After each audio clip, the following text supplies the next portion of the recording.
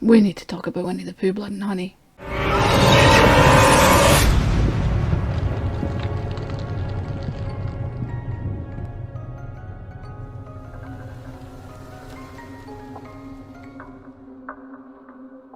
When I saw the trailer for it, I was genuinely excited for it. I was looking forward to it. I thought, this has to be good. They have to know what they're doing for such a ridiculous premise. There is no way this won't be funny. I mean, that mask alone, they have to know what they're doing.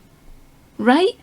They didn't. I assumed it was going to be a comedy horror, because what else could it be? But I'm not sure if it was ever meant to be, because there are no comedic beats in this film at all. Nowhere is it even listed as comedy horror. I've seen it listed as supernatural horror and fantasy horror. On IMDb, it's simply listed as horror. And I don't know if that is a dig at just how unfunny it actually was, or if it really was never meant to be a comedy. Your t-shirt's going to be backwards, Pooh. Look at you. Your name is now. Oop! They either tried to be funny and failed, or they really thought they could make a serious horror film out of this. I'm surprised that on Rotten Tomatoes, which by the way has my favourite review ever, oh bother, that it reached an audience score of as much as 50%. I know people who watch horror movies sometimes have questionable taste, but when this person of questionable taste is questioning your taste, you know you done forked up. As far as I'm concerned, this failed on every level. It's not funny, it's not scary, it's not horror. Horrific in parts, yes, but horror? No. It always makes me sad to see that some people seem to think that gore equals horror. It doesn't. The kills are slow and weak and predictable and boring. They half-ass a story of sorts. The characters are bad and poorly developed. The acting is awful. And it's a real shame because there are moments in there where it could have really been funny. And it just wasn't. And I'm sad now. See my sad face? But let's take a deep cleansing breath. And then we'll begin.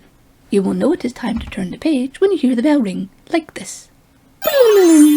Okay, we're not putting that in, but that was just funny in my brain. If you never had storybooks that did that as a child, then first of all, I feel sorry for you, and second of all, you're not going to have a clue what I was doing, so... The opening of this movie still had me smiling and hopeful because it begins with a creepy hand-drawn animatic of how Christopher Robin met the gang. And in this version, they aren't his beloved toys from the nursery, but a group of feral, half-human, half-animal creatures that he just finds in the woods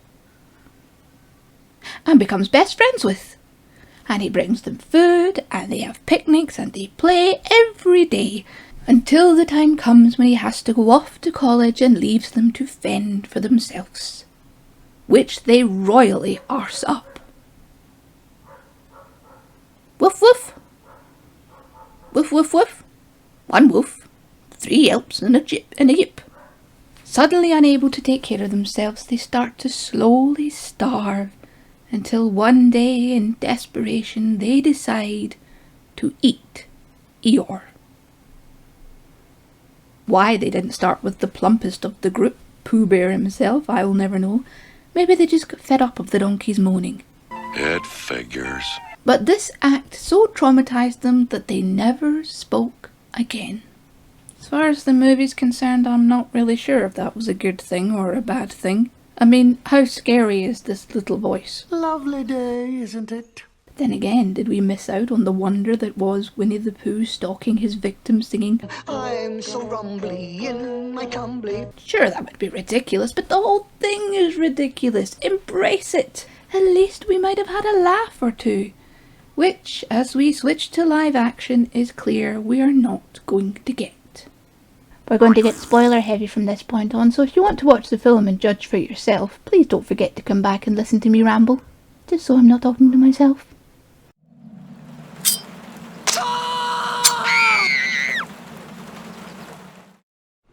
Christopher, it's not safe.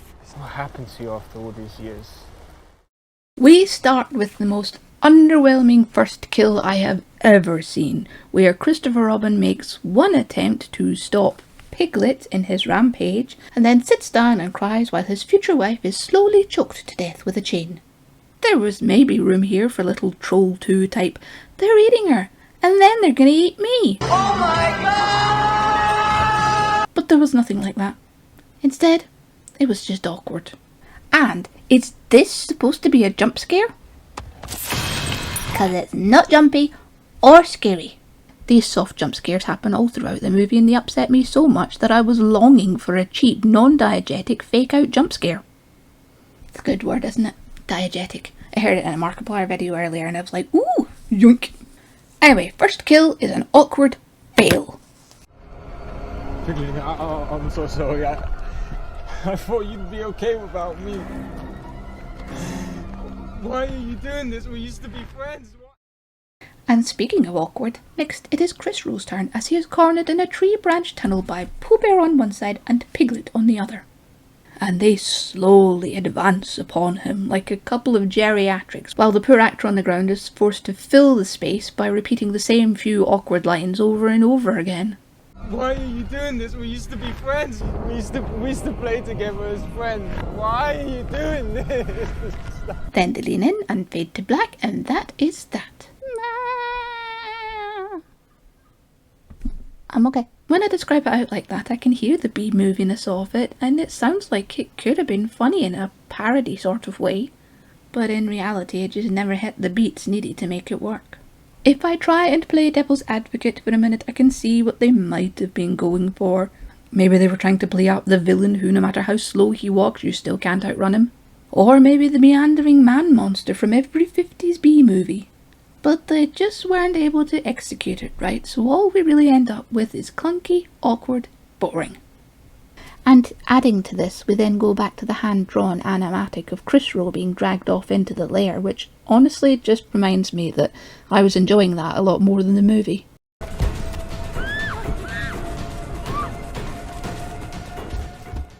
Our main hero group are 5 girls plus 1 spare, whose names I didn't catch or remember because they're not fleshed out in any way that is at all interesting, and frankly, I didn't care.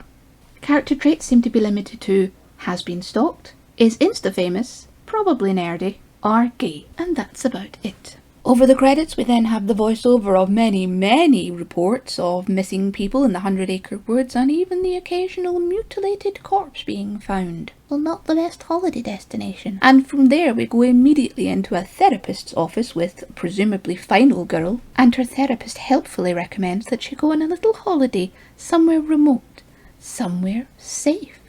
Like that place where all those people have been going missing and getting murdered. That sounds like a nice relaxing spot. So they all pile into the car and off they go. All except one, victim number 2, or 3 if you count Chris Rowe, whose character traits seem to be always late, doesn't mind doing nude scenes. She's having trouble finding the holiday home and gets out of her car to call her friends. Well, I already hate her because she's out of the car for no reason. Her sat-nav is telling her to just make a U-turn, and isn't that funny, because if she'd only listened she could have gone home and avoided being in this awful movie. Instead, she tries to phone her friends who, of course, have given up their phones for a peaceful weekend in nature away from technology and don't answer. In the next shot, she is walking in the middle of the forest and is super scared for some reason. I mean, we know there's a killer Pooh Bear out there, but does she? Not yet. Something I really hate is when script dictates emotion, which happens a lot in this film. Earlier it was the turn of the fiancé who went from supportive and calm to completely downright shaking in her boots, and nothing had actually happened to make her get that way. She doesn't get uneasy and work her way up to it, she's just instantly terrified because movie says so. And Always Slate does the exact same thing here, shifting gears literally from one shot to the next, where she is now out of breath and terrified, despite having seen nothing to worry her. Yet. Then she turns around and sees Pooh Bear for the first time. And thus begins the shaky cam chase through the woods. She manages to get away and hides behind a wood chipper. You know, there's foreshadowing, and then there's just this. In what has now become a staple of the film, we get a long, drawn-out series of static shots with no tension as we impatiently wait for the inevitable when Pooh Bear finds her and kills her. But first he's going to rip her shirt off, because of course he is. Now half nude and in the clutches of Pooh Bear's rubber hands, she has her head slammed repeatedly against the wood chipper before being fed into the machine and turned into hot girl slurry. I've seen a lot of wood chipper deaths in movies, and all of them have been done better than this. Dale and Tucker did it with horror and comedy, and most other movies at least set up the sense of dread before the demise. This did neither. It was just gore, and not even make me flinch gore. Boring. What the fuck?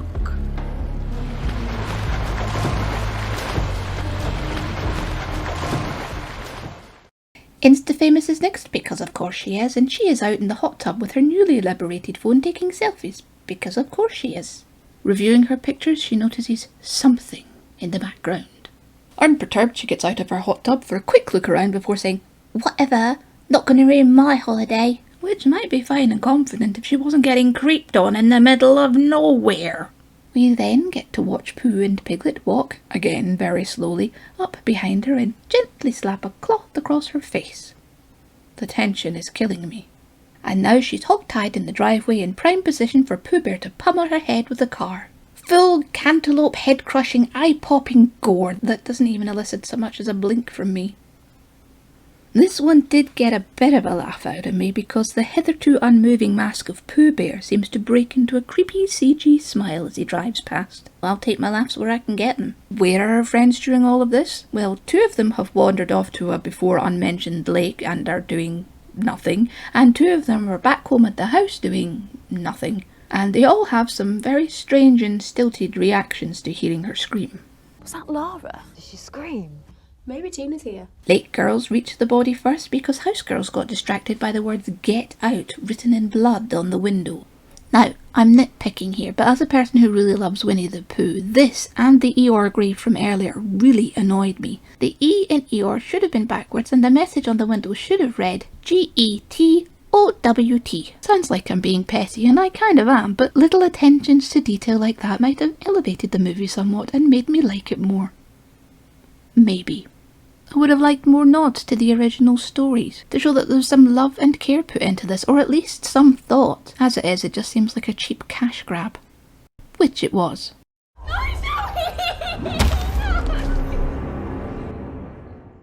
Two of the girls go off to check that the back door is locked. I have no real way of distinguishing between these two, so I'm just going to call them A and B. And pause for a second here. I almost want to give the movie credit here.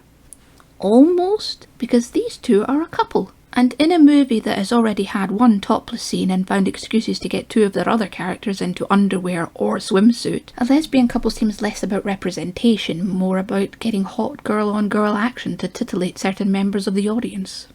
Which they don't do, so kudos for that. However, they also didn't do anything to establish a relationship between these two. We have no idea how long they've been together or how exactly they feel about each other, other than showing that they share a room and one of them thinks that rose petals are a bit much, and then having them both awkwardly say "I love you" seconds before the attack. We get no real sense of relationship at all. None of them seem like friends, they just seem like a group of actors who met on set on the day of filming. Back to the kills. Girl A is knocked out by Piglet and B falls into the pool. And bear in mind, this isn't an Olympic-sized pool. This is a small, narrow, spa-like relaxation pool. You can touch the sides just by T-posing. That doesn't stop Girl B from being completely unable to get out of said pool, however, even after Piglet gets fed up of numbly thrashing the water with a chain and decides to jump in after her. I mean, seriously, even I can jump out of a pool after 2 or 3 attempts. And here we have yet another wasted moment. The classic bad guy chases girl down corridor or dark alleyway. Only this time it's a long pool. And have you ever tried running in a pool? Of course you have, because it's funny. And this could have been funny too. A long chase through a pool with nobody able to make any progress. My ex once nearly killed himself laughing at me when I was trying to learn to swim. The amount of effort that I put in and the amount of water and froth I churned up only to move barely an inch probably was quite funny to see. And I can just imagine a confused Piglet cocking his head to one side watching Girl B thrashing about before he gets bored and decides to end her misery. I don't know if they were going for funny here, but if they were, it just didn't land. Unlike the sledgehammer that eventually hits B on the head. Now I know I'm harping on about the weakness of the attacks. It's a film, they're supposed to be pulling their punches, but they're not supposed to be looking like they're pulling their punches. But at this moment, it looks like Piglet's arms really are stuffed with fluff. And I can't even argue that they were doing it to make it look silly and funny because it doesn't fit with the rest of the scene. It's a rather brutal kill, and they film it in slow motion from the point of view of the girlfriend, so they're clearly going for a more emotional beat. All in all, just another big mess. It is, say it with me now, awkward. Awkward is our word for the day. That's what they call themselves. They're just these disfigured creatures. Half pig. Earlier in the movie, Final Girl bumps into a lady who drops her keys. That's it. Now lady is back, chained up and badly beaten. The remaining 3 girls decide to free her, but not before asking her a crap ton of questions. I mean, can you not talk and unwrap chains at the same time? Or talk afterwards? Was this really that important? What did you learn that you didn't already know? Then Rando lady sees a rando mirror and sees how messed up her poor little swollen face is, and is so upset by it that she grabs Final Girl's gun. Did I mention that Final Girl has a gun? Final Girl has a gun, because she was stalked. But it's not just an ordinary gun. It's a full-on chrome-plated monster of a magnum. Clearly size does matter to this girl. So, Rando runs off to confront Piglet. She fires her hand cannon once to get his attention, and lo and behold, it fails to work when she needs it most. How come it's not working? We can now update your character traits too. No shit, Sherlock. Of course, Rando gets caught by Pooh Bear, who covers her in honey for some reason. And then Piglet eats her face. No! Bad Piglet! Piglets only eat acorns! Also, if Pooh Bear has plenty of honey lying around, why are we killing and eating people? Far less tasty and sweet. So, Rando Lady has appeared and disappeared in the time that it takes to say... Who? Piglets? Let's face it, she was only there to up the kill count, and possibly remove the gun from Final Girl's hands, which wouldn't have really mattered anyway since it was broken or only had 1 bullet in it. And while all this is happening, our remaining 3 take the opportunity afforded to them by Rando's distraction to get the hell out of there. Just kidding, they hide behind a tiny barrier in close range, barely hidden, barely whispering, and then get surprised when they're caught. That's right. Wake up, freak. Girl A, who, if you remember, witnessed Piglet pound her partner's puss in the pool, that didn't sound how I meant it to, managed to hide rather than run away by curling up a little bit. And even managed to sneak up on Piglet and tie him up. Now she gets revenge for the Rando woman and Insta-famous and her girlfriend. She at least takes some mighty swings, although ironically they do very little damage by comparison. Piglet lets out one final squeal. So, Piglet. Stop it. And Pooh Bear stops chasing the other 2 girls to go back and stab a machete through Girl A's mouth. Yeah, I did warn you I was going to describe all the gory bits. And also, this is what I mean by gore doesn't equal horror. Just because it's gross doesn't mean it's scary. I have seen this kill done before, and it should make you squirm and squeal and want to look away. Or if you're twisted, whoop and cheer with the rest of the crowd, which does happen at some horror fests. We're not weird, we're just different. Part of the problem is the sound, or lack of sound. And that is an ever-present problem. Pooh Bear makes not a noise, not a moan, not a grunt, not even a bit of heavy breathing. The music seems to just fade into the background, and if that was in favour of sickly squelch crunch death noises, that would be fine. But we get some half-hearted squish sound and that's it. And it just makes it feel stilted. And once again, awkward. And that was disappointing kill number 7. Not chatting, huh? Well, I guess it's time to open up a fucking can of whoop-ass! For some reason, in this quintessentially British film set in the English countryside, Final Girl finds herself at a petrol station that is manned by what I can only describe as Redneck McGee. Well, how you doing, girl? Not enough is made out of him or his creep factor to warrant his appearance. He's just out of place. I mean, they could have played up the parody value of the stereotypical hillbilly offering advice and doom and gloom, or seeming like the actual danger himself, only to later come to the girl's aid. But he's there and gone in the blink of an eye, faster than you can say, Piglet, where are you? and if you've forgotten about him, I wouldn't be surprised, because I had. But now Redneck McGee is back with his band of merry men, and an assortment of weapons. I mean, doesn't everyone drive around with a crowbar and a sledgehammer and a baseball bat? They are clearly dressed to resemble American Deep South hillbilly types, which makes the very English accents a little bit jarring at first. You girls on drugs?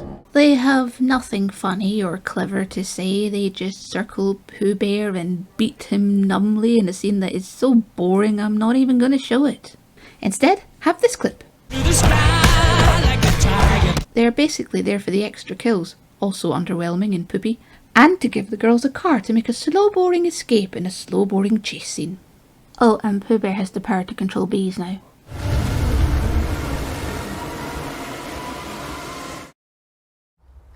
I'm not gonna hurt you, Lara. I don't care, they're disgusting. Having watched some behind the scenes footage, I know that the car chase was filmed while the car was idle and people just out of shot shook it back and forward. Fair enough, how else would you film this safely? I don't really expecting them to be filming this at high speeds. Problem is that when it's in the actual finished film, it still looks like people out of the shot are just shuttling the car. It takes the actor playing Pooh Bear a painfully long time to climb over the back of the truck and onto the roof of the cabin, and they don't edit out a second of it. To escape this slow-burning fate, Final Girl slams on the brakes and Pooh Bear goes flying. Whee! I'm not saying that slamming on the brakes wouldn't be jarring and give you a hell of a whiplash, but when we cut back to Final Girl, she looks like she's slammed face first into a tree. She's dazed and confused as she watches Nerdy Girl get dragged slow motion out of the car and get the quickest death of all as Pooh Bear decapitates her like he's doing a magic trick. Is this your friend? You can't stop. The good is still in there. Pooh. A little earlier in the film we learned that Christopher Robin hadn't been killed but held captive, and now the recently released Chris Rowe comes to the rescue of Final Girl, ploughing a car he found somewhere into Pooh Bear while also miraculously missing Final Girl who was standing directly behind Pooh. And they're safe, except they're not, as Pooh Bear starts to revive and free himself from between the cars, an act that takes so long it allows our heroes to make a valiant escape attempt. Just kidding, they mostly just sit there and watch. A little bit of hopping away, but mostly sitting and crying. Pooh Bear grabs Final Girl by the hair while Chris Rowe begs for her life, offering his in exchange. It is a heartfelt plea where he harkens back to the days of their childhood, asking Pooh Bear to remember who he was, trying to reason with his old friend. I know there is good in you. Sorry, wrong clip. And then, in a growly voice, Pooh Bear says his first two words. And slits Final Girl's throat. First problem. If you want to play with the potential inner conflict running through this one sweet and silly old bear, do it properly. One scene flashing back to childhood days and a half-arsed play at the end doesn't add story to your messy movie. Second problem. The growly voice was so low and inarticulate that I missed it the first time around. And yes, I watched this twice and a bit just for you.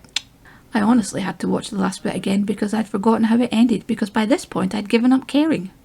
Third problem. I don't care about Final Girl, mainly because I didn't know Final Girl.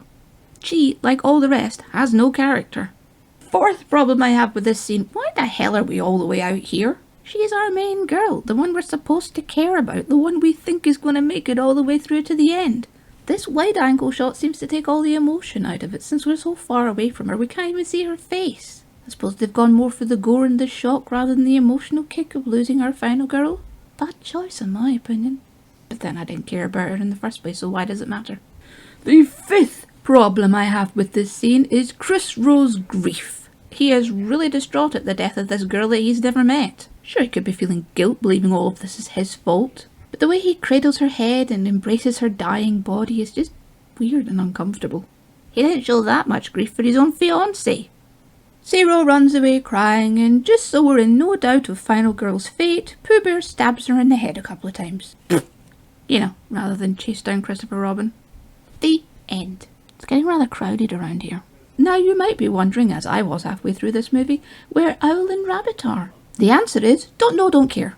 And I think that's an answer from both me and the movie. Not that I expect or need an explanation, but if you go to the bother in including them in your intro, you probably should address it at some point. Maybe their masks didn't screen test so well. At one point, when I still had hope, I wondered if Final Girl would make it to the end, killing Pooh and Piglet and thinking she had finally escaped, only to be cornered by Owl and Rabbit for a final sting or a bit of sequel baiting. Very fortunately, that didn't happen. I don't know what they were going for with this movie, really I don't. Maybe they hoped enough people would go and see it based off the hype and absurdity of it that they would make their money before anybody realised it was a big pile of steaming Pooh Bear. No offence. I'm not sure the actual timescale, but it did seem to be that the moment Winnie the Pooh became public domain, there was a horror movie. Which gave me hope that somebody had been sitting on this idea for a while and just waiting for the opportunity. That it would be made with love and fun and silliness, as well as blood and gore. But it seems now to have either been thrown together last minute to capitalise on the public domain thing, or it was just a generic hot girls pursued by killer slasher, and they just slapped the Pooh Bear theme on it at the last minute in the hopes it would get them more attention. To be fair, it worked. The Pooh and Piglet gimmick is literally the only thing it has going for it. It didn't work as a horror, it didn't work as a comedy, and in my opinion, there weren't even enough unintentionally funny bits to make it good bad, or bad good. I'm not sure which way round it is. And now I'm sad. Sadder still because in the behind the scenes footage I learned that they were going to play Flight of the Bumblebee over the chase scene with Always Late, and they decided it didn't work. It would have potentially been the best part and they cut it from the movie. That would at least have been funny. Why did you remove it? If you'd gone with that sort of humour throughout, it might have been worth the $9.99 I paid for it. Yes, I bought it. I regret everything. All in all, I think they really missed the trick here. They should have gone full 80s B-movie trash horror. And I don't say that disparagingly, I quite enjoy a B-movie. But they should have just embraced the nonsense and gone with full feral frenzy of a pint-sized Pooh Bear stuffed with fluff and claws and teeth. Succeed or fail, you're almost guaranteed to get a few laughs out of that. Unfortunately, what we got just doesn't work, and I wanted it to work. I really, really did. I was rooting for you. I'm going to end this long rambling rant with a quote from Edward Winnie T. Bear himself. When you are a bear of very little brain and you think of things, you find sometimes that a thing which seemed very thingish inside you is very different when it gets outside and has other people looking at it. That is how I feel about this film. Toodles!